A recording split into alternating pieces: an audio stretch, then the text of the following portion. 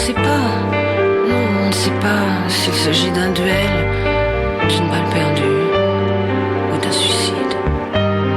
Personne ne sait. Personne n'est au courant, hormis quelques fidèles. Dépêchez-vous, madame. Il va bientôt mourir et veut vous trouver belle une dernière fois. Vous l'êtes. Vous êtes superbe. Personne ne dira rien. Personne ne saura rien. N'ayez crainte. Millefeuille, le magazine littéraire de French Toast avec Marie Garaman. Oui, bonjour. Et nous sommes ravis de vous accueillir, Françoise Hardy, sur WMBR French Toast.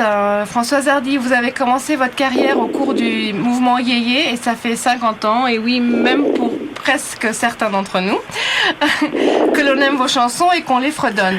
Votre notoriété dépasse les frontières françaises puisque ici même, dans cette radio, vous êtes souvent programmé avec vos collègues de l'époque dans une émission qui s'appelle Lost and Found, programmée en anglais. Et aujourd'hui, on a fait une rétrospective Françoise Hardy.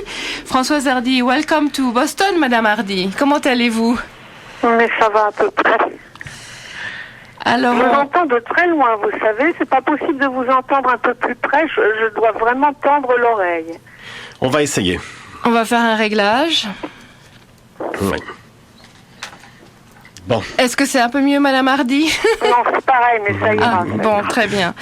Alors, on innove aujourd'hui avec de nouvelles questions. On voudrait, comme vous êtes loin de nous, comme toutes ces personnes qu'on interviewe sont loin de nous, pour créer un peu une atmosphère un peu plus intimiste, on aimerait vous demander un peu le cadre dans lequel vous vous trouvez.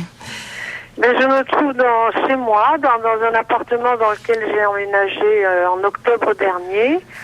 J'étais obligée de déménager parce que vous savez qu'en France, les impôts ont tellement augmenté, en particulier les impôts sur un patrimoine immobilier qui coûte beaucoup d'argent et qui ne rapporte pas quand on y habite.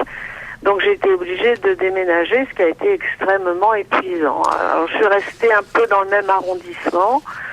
Et voilà, quoi. Donc c'est un appartement qui a trois pièces, un grand séjour, une grande chambre, une petite chambre, et puis une espèce d'espace entre tout ça où se trouve le téléphone. Et ben, j'espère. Et les fenêtres donnent sur les arbres d'un côté, sur le boulevard Suchet de l'autre. Ah, très joli.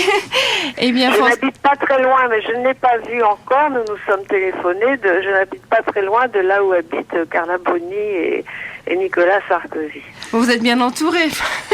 François Hollande, vous avez... Oui, j'ai d'autres amis qui habitent dans le quartier, mais je ne les ai pas encore rencontrés. Eh bien, on vous souhaite bienvenue dans votre nouveau quartier. Nous sommes au bord de la rivière Charles. Et à ce propos, François Hollande, vous avez dit que vous ne serez pas à la rue, donc on est bien content. Moi, je n'ai jamais dit que je serais à la rue. Non. En France, comme j'imagine aux États-Unis et partout, la presse se fait un malin plaisir, la presse écrite, de dénaturer le peu de choses qu'on fait tellement attention à leur dire, et ça vous retombe dessus. Enfin, évidemment, François Hollande ne m'a jamais dit que je serais à la rue, que je ne serais pas à la rue. Ah bon. Mais moi, je n'ai jamais dit non plus que je serais à la rue. Simplement, j'ai fait valoir le fait que c'était quand même embêtant à l'âge que j'ai, après avoir payé des impôts très importants toute ma vie, enfin, plus importants évidemment que la moyenne, qu'avec ce que j'ai réussi à sauvegarder, on me fasse payer des impôts sur quelque chose qui, encore une fois, ne rapporte rien, et que ça m'oblige à déménager à presque 70 ans. Enfin, c'est un nouveau début, et pourquoi pas? Oui, voilà. On peut voir ça comme ça. Voilà. Françoise Hardy, on vous savez parolière, compositrice, interprète, astrologue ou tout du moins passionnée d'astrologie. Vous voici aussi romancière. Après une autobiographie, Le désespoir des singes et autres bagatelles, publiée en 2008 chez Robert Laffont, vous venez de publier un premier roman, L'amour fou, chez Albin Michel, mais pas seulement, un album éponyme de 10 chansons, dont on vient d'entendre la première. Et donc, pour rester dans la lignée culinaire de French Toast et Millefeuille, bouchée double ce matin, en compagnie de Brian Thompson et Yves Denel, pour commenter votre actualité à double face, livre et album. Alors, œuvre jumelle ou complémentaire, on le verra. En tous les cas, il marque au pluriel le 50e anniversaire de votre carrière et nous, on le prend comme un cadeau que vous nous le faites à nous. L'amour fou, donc c'est un récit court et dense, un monologue de 170 pages d'une femme qui est submergée par ses sentiments, d'une écriture ciselée et très précise. Est-ce que vous voulez nous en dire un peu plus ? Je peux, oui. C'est un récit que j'ai écrit au départ sans intention aucune de le publier.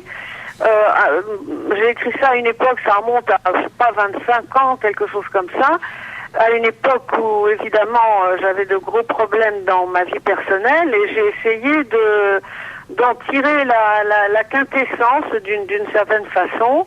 Voilà, donc ça a été pas un premier jet, parce que je ne suis pas du genre à écrire du premier jet, mais ça a été vraiment un peu comme un journal au début. Et puis quand ça a été à peu près terminé, j'ai laissé ça dormir et puis je suis revenue dessus et je me suis prise au jeu, c'est-à-dire que je suis assez perfectionniste et maniaque de la forme, du style, de la précision, comme vous dites. Et donc j'ai retravaillé ça pendant longtemps, mais pas régulièrement, si vous voulez. Ça pouvait être tous les 2, 3, 4, 5 ans. Et ce qui fait que quand on m'a proposé, et même on a insisté, parce que j'ai un éditeur évidemment très insistant, ça fait partie de son métier, pour que je publie ce texte, je me suis dit que, bon, j'ai hésité parce c'est quand même extrêmement personnel comme récit. Moi, je préfère appeler ça un récit plutôt qu'un roman, oui. Même s'il y a une partie qui est très subjective et fictionnelle et abstraite. J'ai pensé que peut-être tout le travail que j'avais fait sur la forme justifiait une publication. Et justement, quand vous dites que c'était un journal intime, normalement, on l'écrit avec un je. Et alors là, enfin, J-E, première personne, pronom personnel première personne du singulier, alors que là, le je se substitue à elle. Donc oui, on voit vraiment qu'il y a un travail qui a été refait en fait. J'imagine que vous avez dû réécrire. Non, je crois que j'ai commencé comme ça directement parce que je devais avoir déjà conscience que finalement les quelques histoires qui ont compté dans ma vie, les histoires amoureuses évidemment, qui ont compté dans ma vie, se sont toujours déroulées sur le même modèle. J'ai toujours été attirée par le même type d'homme et naturellement, ces attirances pour le même genre d'homme me faisaient avoir à peu près le même comportement, qui me valait donc la même histoire. Et si vous voulez utiliser pour les deux protagonistes la désignation du pronom, c'est-à-dire très impersonnelle, très abstraite, elle et X pour l'homme, oui, ouais. C'était en quelque sorte, c'était parce que de plusieurs histoires, j'en faisais une seule. Donc, et que X, le X en question, bon, elle, évidemment, c'est moi dans une grande mesure. Et X est la résultante. Il est la synthèse, comme l'histoire d'ailleurs, et la synthèse de plusieurs histoires. Le personnage de X est la synthèse de plusieurs hommes qui, bon, ceux que j'ai connus, il n'y en a pas eu des masses, mais enfin, il y en a eu au moins 4 qui ont beaucoup compté. Et donc, il pourrait à la fois se reconnaître dans ce personnage de X et en même temps s'en sentir très différent, justement parce que ça ne correspond à aucun d'eux en particulier. Donc X est un peu la résultante de plusieurs personnes et nous en public on pense plutôt, on a tendance plutôt à penser à Jacques Dutronc puisque c'est... Mais non, pas du tout, justement, il y a des tas de choses dans le comportement de X qui lui ressemblent, en particulier l'ambiguïté, la fuite, le problème d'engagement.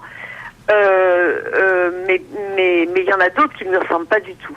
En tous les cas, X est un amant infernal. C'est un homme brillant, mais qui échappe à la narratrice, disons, qui vous échappe. Mais il lui échappe aussi parce qu'elle a un comportement tout à fait inadéquat. C'est-à-dire que même si elle n'exprime pas sa demande de manière littérale, enfin verbale, oui.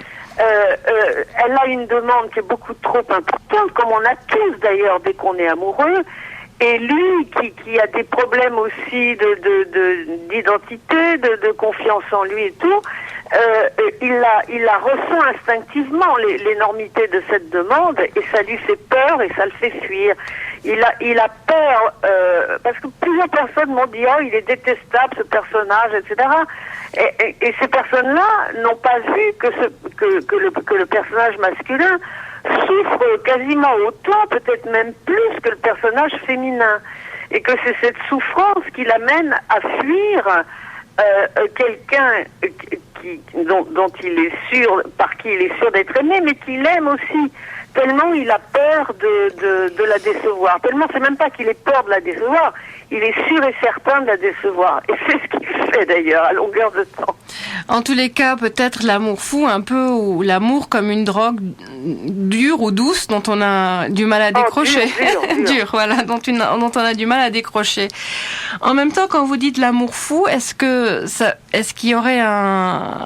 sous-entend qu'il y a un amour raisonnable, un amour sage? Oui, justement, je me suis rendu compte après coup que l'amour fou est un pléonasme.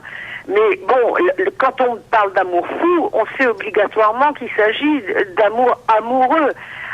Bien qu'il y ait des parents qui aiment leurs enfants d'amour fou, mais justement, il y a quelque chose aussi d'un peu amoureux dans l'amour fou que peuvent avoir certains enfants pour leurs parents, certains parents pour leurs enfants. Bon, c'est vrai que l'amour fou, on peut le trouver un peu partout, même en amitié. Mais en tout cas, sur le plan amoureux, l'amour est systématiquement fou. Est-ce que justement, ce serait pas une sublimation de l'amour fusionnel parental que vous avez qu'on rapporte ou que vous avez rapporté sur les... Bien sûr, voilà, oui, bien sûr, tout se passe en effet comme si on avait besoin de focaliser une fois parvenu à l'âge adulte, enfin à l'âge seulement, pas forcément à la maturité, comme si on avait besoin de focaliser sur quelqu'un d'autre. Les sentiments que l'on a eus dans l'enfance pour les sentiments inconditionnels, d'amour inconditionnel qu'on a eu dans l'enfance pour l'un de ses parents ou pour les deux quelquefois, et que ses parents vous ont rendu d'une certaine manière. On a envie de prolonger cet amour, de revivre cet amour inconditionnel. Bon, on reviendra sur l'amour filial, peut-être en parlant de Thomas Dutronc un peu plus tard. On va faire une pause pour le calendrier, justement, avec sur une petite musique de Thomas Dutronc. Brian va nous dire ce qui se passe à Boston, et puis on se retrouve dans quelques instants avec Françoise Hardy. Brian, what's going on? Well, there are a few ongoing things at the MFA through June 16th. Kings, queens, and courtiers, royalty on paper from the 16th century through 1900. Through May 12th at the MFA, visiting masterpieces, Cézanne's The Large Bathers, and at the French Cultural Center until the 28th, a show called Paris et les Halles, the 60s, photographs of Paris in the 60s with a focus on the markets of Les Halles de Baltard. At the Kendall Square, Coolidge Corner, and West Newton Cinema, you can see a really fine but a little bit tough film called Amour by Michael Haneke, with absolutely superb acting by Jean-Louis Trintignant and Emmanuel Riva, Isabelle Huppert in a supporting role, and Michael Haneke himself. At the West Newton, you can also see The Other Son, Le Fils de l'Autre, and Les Misérables, the musical version with real singing in it, is playing in several cinemas around town. Today at 4 p.m. at the Radcliffe Institute for Advanced Study, 10 Garden Street, you can listen to René Pozansky from Negev, Ben-Gurion University of the Negev in Israel, speaking about Jewish resistance in France during World War II, The Stakes. That's 4 o'clock this afternoon. Tomorrow at 4 at the 1737 Cambridge Street, one of the two kind of international buildings at Harvard, Sadiq Al-Ams, a fellow from the Institute for Advanced Study in Berlin, is speaking about the Arab Spring, considered and reconsidered. That's 4 o'clock tomorrow. At 7:30 tomorrow, l'UP, l'Université populaire de Boston, is presenting Olivier Apex, Quand l'Occident rencontre l'Orient, histoire parallèle entre l'Extrême-Orient et le monde arabo-musulman. 7:30 at the International School of Boston, that's 45 Matignon Road in North Cambridge. Friday at 2 p.m. at the Center for European Studies at Harvard, Hannah Calloway, a graduate student in the history department, is speaking about democratizing property, legal confiscation in the French Revolution. At 7 p.m. at the Harvard Film Archives, Leos Carax is presenting Holy Motors, and he'll be there to discuss the film with you afterwards.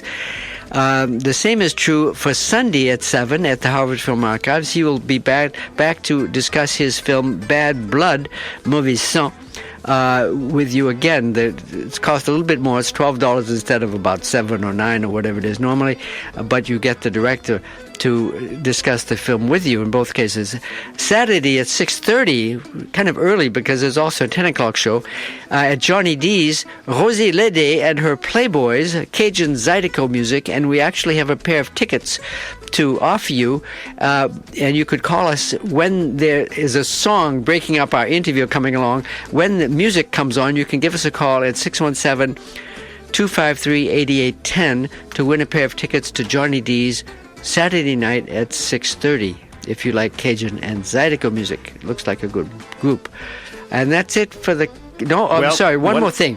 Tuesday the 26th, it was at the bottom of my list here.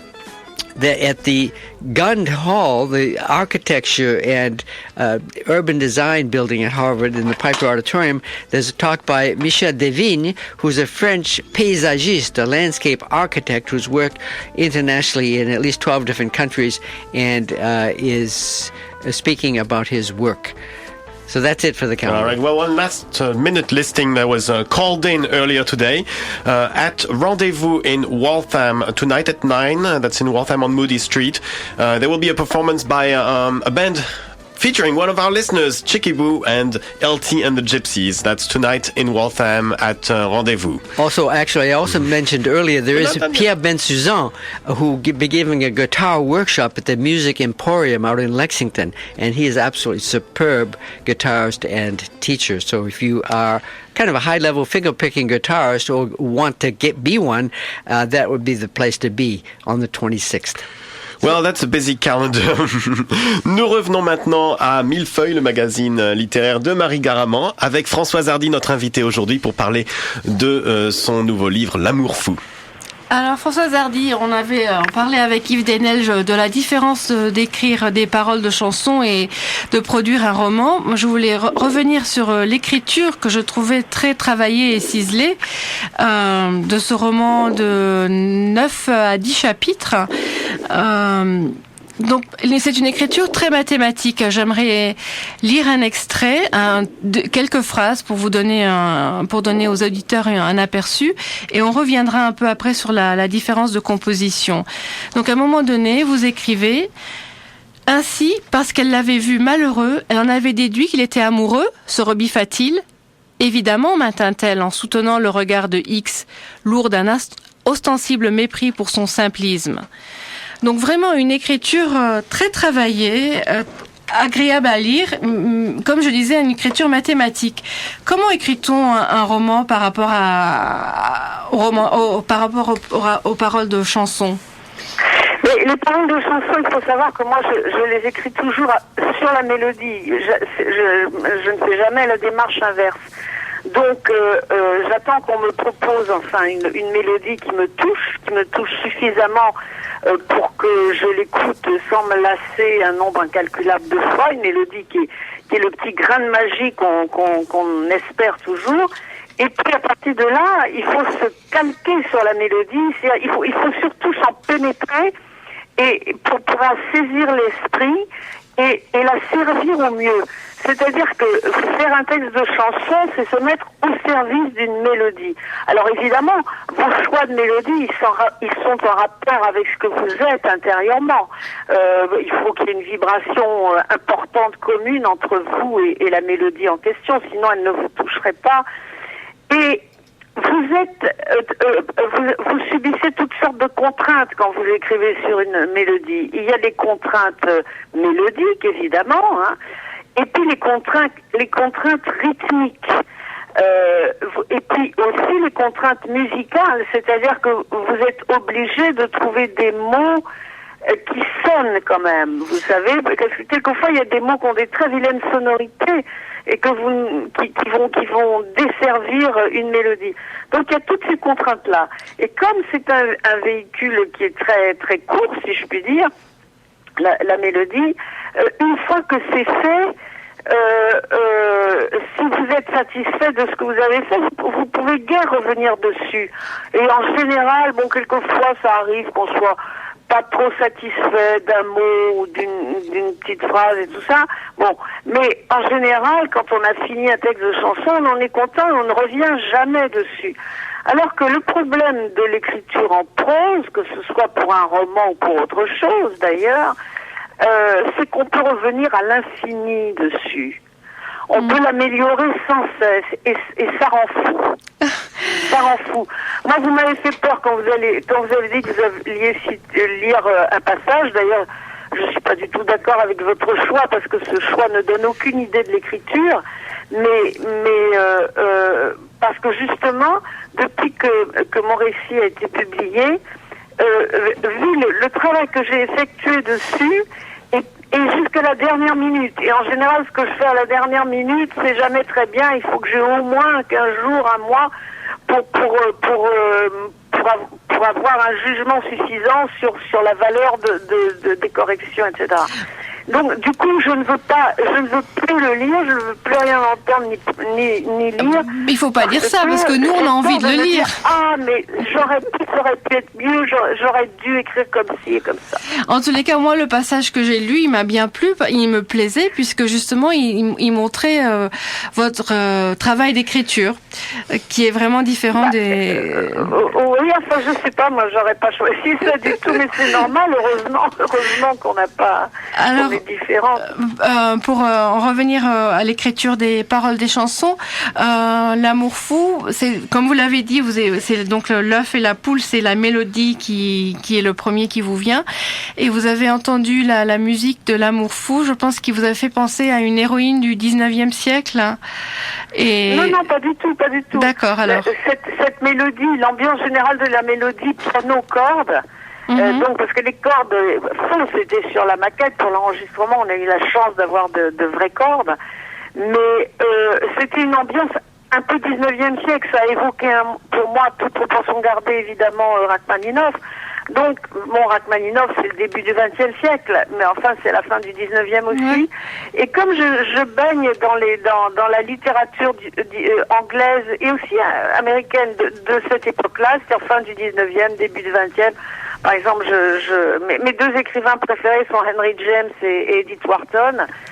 Je me suis dit qu'il fallait que je raconte une histoire sur cette mélodie qui se passe, une histoire tragique, parce qu'il y a une tension dans la mélodie, il y a une connotation un peu dramatique, je trouve, et il fallait que je raconte une histoire qui se passe à cette époque-là et qui transmette cette tension. Et qui est inspirée du roman de Henry James, l'Américain. Pas vraiment.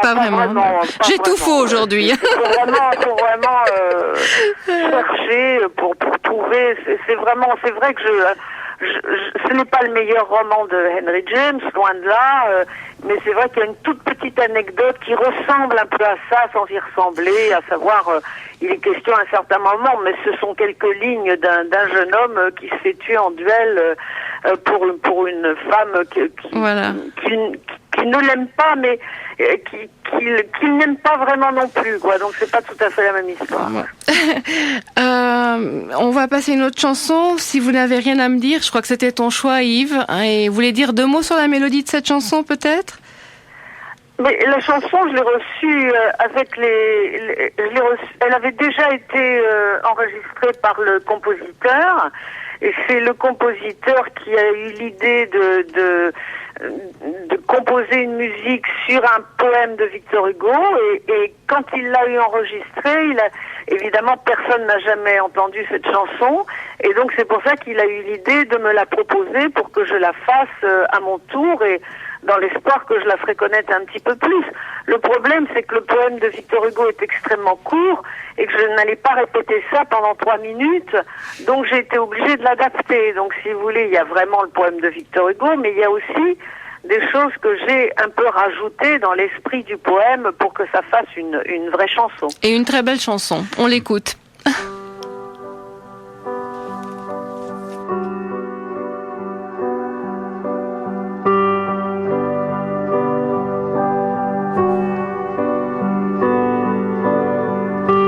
Si vous n'avez rien à me dire, pourquoi venir auprès de moi? Pourquoi me faire ce sourire dont la douceur m'emplit d'émoi? Si vous n'avez rien à m'offrir qu'un peu de trouble, de désarroi, si vous n'avez rien à me dire, pourquoi venir auprès de moi? Si vous n'avez rien à m'apprendre, pourquoi me pressez-vous la main? À quel rêve angélique et tendre avez-vous songé en chemin?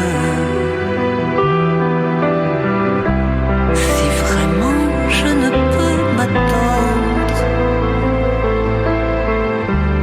qu'à des instants sans lendemain, si vous n'avez rien à m'apprendre, pourquoi me pressez-vous la main?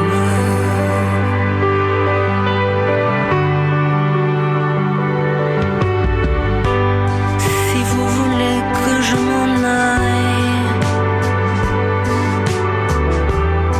pourquoi passez-vous par ici? Lorsque je vous vois, je défaille. C'est ma joie et c'est mon souci.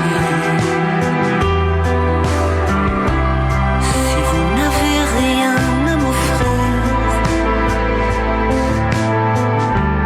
que tout se trouble, se désarroi.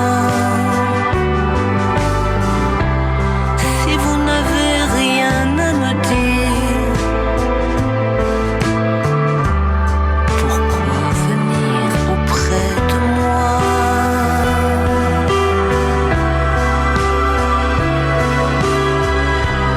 Si vous n'avez rien à me dire, pourquoi venir auprès de moi?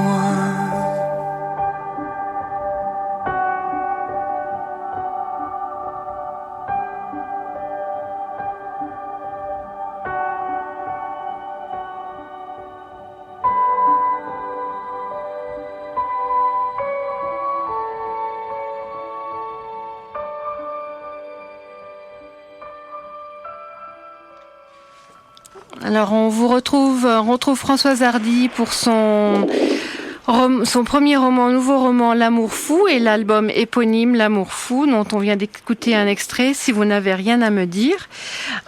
Françoise Hardy, vous nous avez dit que vous avez mis un temps fou pour publier ce livre, puisque vous l'avez écrit il y a une trentaine d'années. Avec l'âge, est-ce qu'on est à l'abri de l'amour fou? Par la force des choses. Oui, la nature, les lois inexorables du temps et du vieillissement font que même si parfois vous éprouvez un élan par rapport à quelqu'un, quelque chose vous empêche d'aller plus loin, ne serait-ce que vous-même, votre aspect, vos insuffisances, les limitations physiques qui sont de plus en plus pénibles. Tout ça empêche véritablement. Mais enfin, je sais que ça peut arriver. Parfois, moi, j'avais été très stupéfaite en lisant. Est-ce que c'est vrai que la femme de Salvador Dali, Gala, sa muse donc, était tombée à pas loin de 90 ans et était tombée folle amoureuse de son garçon coiffeur. Bon, ça promet. Ça peut arriver, mais ça reste platonique. Et ça se transforme peut-être. Il y a l'amour filial qui, dans votre cas, peut-être reprend un relais, une autre. Bien sûr. Et puis moi, je ne suis pas grand-mère. Mon fils n'a pas d'enfant, mais c'est vrai que aussi l'amour pour les petits enfants est quelque chose qui peut vraiment occuper beaucoup, remplir beaucoup le cœur. J'ai une amie qui me disait qu'elle avait elle a 3 petits enfants et il y a l'une de ses petites filles. Elle me dit j'ai des affinités avec elle et elle me dit j'ai presque des sentiments amoureux pour ma petite fille. C'est intéressant. Donc, vous voyez, ça existe aussi, ça. Eh ben, faudra que Thomas se mette au travail, alors. Mais l'amour que j'ai pour lui me comble, C'est quelqu'un de tellement délicieux, délicat, exquis. Vraiment, c'est le bonheur de ma vie et son succès en France, c'est le bonheur de ma vie aussi. Très bien. On aura peut-être le plaisir un jour de l'avoir à l'antenne de French Toast ici. Voilà. Vous parliez tout à l'heure de vos lectures dans le livre. Vous mentionnez à un moment donné que la narratrice a relu Un amour de Swann et à un moment donné, vous aussi, vous lisez à X un extrait de Saint-Exupéry, Le Petit Prince. Quelles sont vos lectures aujourd'hui, Françoise Hardy? Mais je suis, à partir d'Edith Wharton et de Henry James, je me suis passionnée pour la littérature anglaise du 19e siècle. Donc il y a beaucoup d'auteurs que je ne connaissais pas, comme par exemple Anthony Trollope, William Makepeace Thackeray, des auteurs comme ça que j'ai découvert récemment, ou Wilkie Collins. Et puis là, mon éditeur parisien, le directeur d'Albin Michel, connaissant mes goûts, m'a envoyé des livres d'un écrivain hongrois qui, paraît-il, est très célèbre sur le plan international, mais dont je n'avais jamais entendu parler. On me dit qu'il est aussi célèbre que Zweig, et évidemment je connais Zweig et j'adore cet écrivain. Il s'agit de Sándor Márai. Et j'ai lu tout récemment, ce sont mes dernières lectures, trois romans de Sándor Márai qui sont des chefs-d'œuvre absolus. Je mettrai Les Brèves en premier, ensuite L'héritage d'Esther et puis Métamorphose d'un mariage. C'est vraiment de la grande littérature. Alors je disais en début d'émission bouchée double, mais je crois qu'on est bouchée triple puisqu'on a aussi vos recommandations. En plus du livre qu'on vous recommande de lire, L'amour fou de Françoise Hardy, les recommandations de Françoise Hardy. Je le disais aussi en début d'émission qu'on avait envie d'instaurer des nouvelles questions pour faire un peu plus intimiste. Alors on va vous demander de nous dire de prendre une question d'actualité et de la faire commenter, une actualité américaine. Alors, comme vous êtes la première, on va faire facile pour vous et pour moi. Votre réaction pour la réélection d'Obama, qu'est-ce que vous en pensez? Qu'est-ce que ça vous inspire?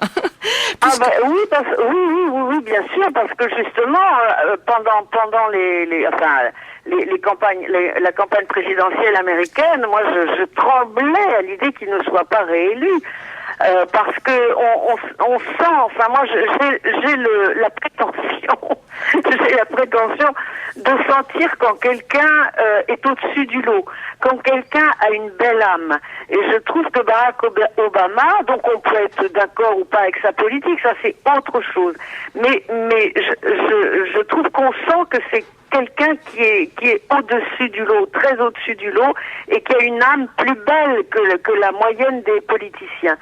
Et je trouve que c'est ça qui importe. Il faudrait avoir des êtres de cette dimension-là à la tête de tous les gouvernements du monde. Bon, très belle conclusion. Françoise Hardy, est-ce que vous avez quelque chose à rajouter? Une question qu'on ne vous a jamais posée en interview, celle qui vous manque. Eh bien, justement, celle-là, on me la pose très souvent, je suis incapable d'y répondre. Bon, très bien. Est-ce qu'on peut vous demander vos rapports avec Jacques Dutronc aujourd'hui? Oh, écoutez, ça fait 45 ans que nous nous connaissons. Nous avons vécu, en tout cas moi, par rapport à lui, une vingtaine d'années d'amour totalement fou. Et nous avons donc ce fils qui fait notre bonheur. Et actuellement, évidemment, nous ne vivons plus ensemble parce que lui, il s'embête en ville, moi, je m'embête à la campagne. Donc, il vit en Corse. Nous gardons une relation tout à fait pleine d'estime, de respect, parfois aussi d'agacement. Parce qu'on se connaît un petit peu trop, on connaît un peu trop les travers de l'autre qui sont agaçants avec le temps. Mais bon, on s'aime beaucoup, mais c'est une relation qui garde pas mal de distance. Mais enfin, bon, il compte énormément pour moi et j'espère compter encore pour lui. Est-ce que vous pensez qu'il a lu votre livre? Certainement, oui. Oh ben non, d'ailleurs je ne lui ai pas envoyé. Non, il ne lit pas de toute façon. Quand j'avais écrit cette autobiographie, évidemment, alors là je parlais de lui, je parlais de choses qui se sont réellement passées telles que je les ai écrites dans ma vie. Et je voulais qu'il vérifie avant que j'envoie à l'éditeur pour enlever ou corriger ce qui pouvait éventuellement le gêner. Il n'a même pas eu l'envie de lire ça. Donc je sais qu'une fois que le livre a été publié, comme il a fait un séjour à l'hôpital, il a jeté un coup d'œil et tout ça, mais ce n'est pas quelqu'un qui lit. Il aime regarder des films, en plus tous les films qui m'intéressent pas, c'est ce qui l'intéresse. Et on était fait pour être mariés ensemble parce que rien de ce qui l'intéresse ne m'intéresse. Que sur le plan politique, on est à peu près d'accord. Bon, mais en tous les cas... Et puis vous avez la chanson en commun. Oui, et oui, justement, vous avez raison de le dire, parce qu'en général, on a à peu près, même pas mal de goûts communs. Quand même quelque chose, alors. Ah oui, c'est très important. Il aime les belles mélodies, moi aussi, et notre fils aussi. Nous sommes très heureux qu'il ait le sens de la mélodie comme il l'a. Et comment... Est-ce que je peux, pardon, Brian ici, est-ce que je peux vous demander quels sont les artistes, les chanteurs actuels que vous appréciez le plus? Ah bah écoutez, alors dans les nouveaux venus, moi j'aime beaucoup Julien Doré, qui d'ailleurs m'a fait le cadeau d'une très belle chanson pour cet album. Je trouve que c'est quelqu'un qui a un univers, une personnalité hors norme, et je viens de découvrir, grâce aux Victoires de la musique 2013, je viens de découvrir un artiste qui justement a passé une partie de son enfance aux États-Unis, à New York, et qui chante en anglais, et qui fait des mélodies que je trouve formidables, et qui s'appelle Rover. Il a une voix formidable. Voilà, bon, Julien Doré, Rover, bon évidemment Thomas Dutronc, pour moi il est hors norme, il est Bien hors sûr. concours, il est pas hors norme, il est hors concours. Il y a aussi pour les filles une chanteuse très originale qui s'appelle Camille. Ah oui. Camille, qu'on passe de temps en temps. Sinon mes amours de toujours, c'est Véronique Sanson.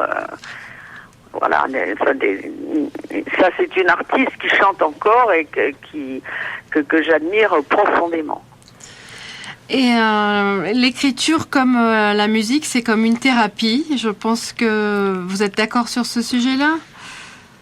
Un peu comme une La musique, c'est comme une thérapie? Ou la musique ou la création littéraire, voilà, oui. Ah ben c'est un exutoire, oui, Voilà, bien sûr, c'est un exutoire. On a tous besoin d'exutoire, quel qu'il soit, parce que par moment, ce que nous vivons est trop éprouvant et il faut absolument un exutoire. Et c'est sûr que quand on réussit ou quand on a l'impression d'avoir réussi une belle chanson ou même un beau livre, c'est une satisfaction qui permet de supporter les choses difficiles à supporter.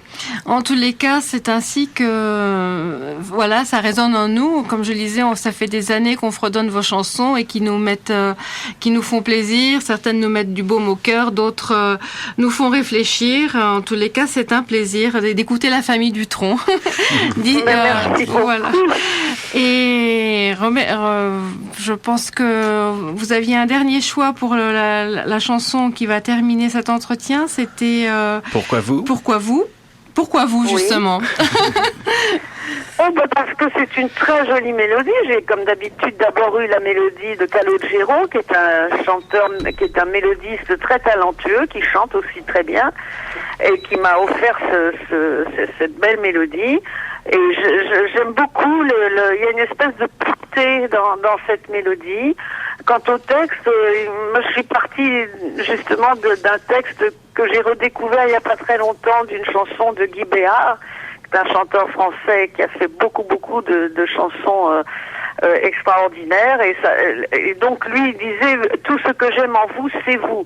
Et moi j'ai pris ça à rebours, c'est-à-dire qu'en effet on ne sait jamais si ce qu'on aime en l'autre c'est lui ou si c'est l'idée qu'on s'en fait. Voilà, on va y réfléchir toute la journée aujourd'hui. On vous remercie. Merci. Il est quelle heure en France maintenant? C'est écoutez, une heure. il est pas presque loin de 14 heures. Il est 14h moins 5. Alors pour vous, presque l'heure de la sieste. Nous, pour nous réveiller, la sieste pour faire allusion à une de votre chansons que moi, une de mes préférées. Mais en tous les cas, on écoute Pourquoi vous, en vous remerciant. Et je pense que Yves Denel avait une dernière idée avec Carla Bruni. Oh non, mais je disais, on sent une espèce de filiation dans la façon dont Carla Bruni a chanté. Et, est-ce que vous envisageriez maintenant que vous êtes voisine, de faire peut-être quelques chansons ensemble?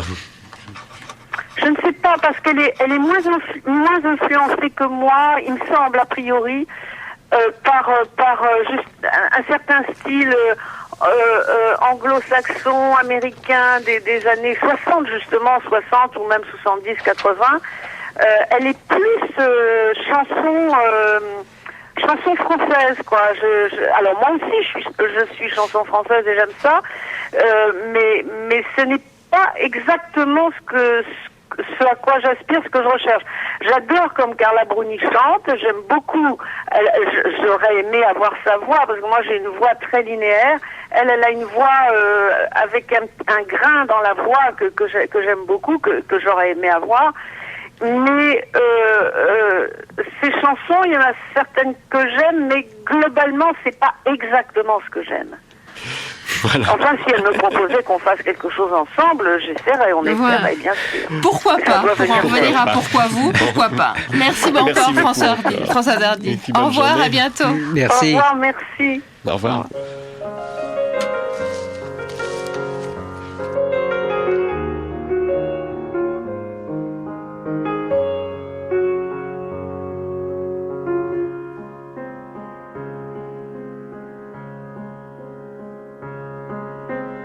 J'ignore si ce que j'aime en vous, c'est vous. Mes idées deviennent floues, je suis à bout. Pourquoi vous? Et ce vertige qui me prend tout à coup, il me viendrait d'où? De moi ou de vous? Je me sens vraiment dessous de tout. Je ne tiens plus bien debout, sans doute un coup de grisou. Inutile de me mettre en joue, j'avoue, comme un arrière-goût d'amour fou, tabou. N'essayez pas de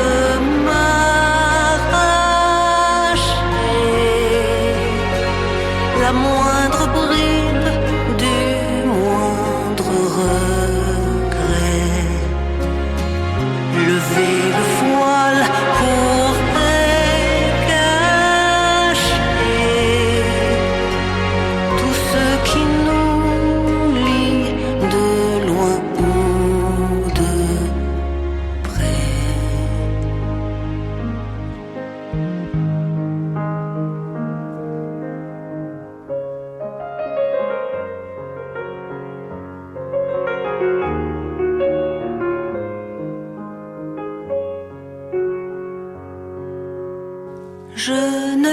jamais à bout du flou qui brouille mes vues sur vous. Mais si j'échoue, on s'en fout. Se peut-il qu'il y ait l'un de nous qui joue, attendre l'autre joue? Si c'est vous, j'absous. Vous resterez au grand jamais, le plus brûlant de tous mes secrets. Nous resterons